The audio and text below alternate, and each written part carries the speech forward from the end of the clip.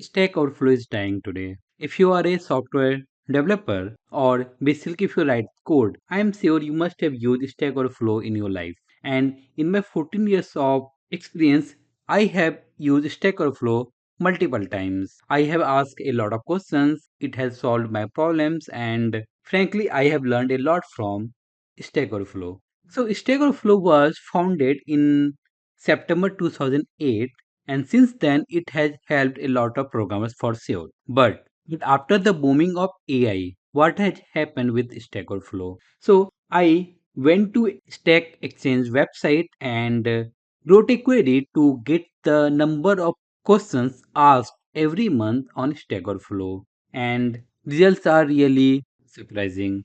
So in this table, if you go to last month, you can clearly see the decline in number of questions asked every month.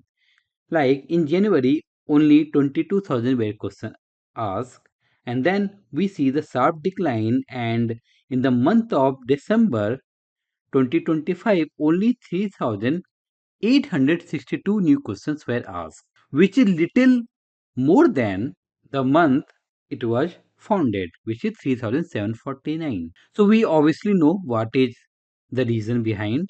And when you get the answer by asking questions on ChatGPT, Copilot, Claude, Cursor, etc., then why someone will come on Stack Overflow, post a question, and there obviously we have a proper rule to post the question. You cannot write or type anything and submit the question, and we need to wait for someone to answer.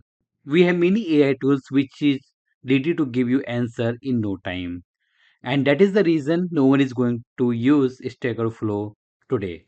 Stack Overflow has tried to integrate AI things, but still people prefer to use their built-in AI tools like Copilot or GPT tools. But whatever it is, Stack Overflow has helped me a lot. I will accept that, and it will be my favorite always. Thanks for watching.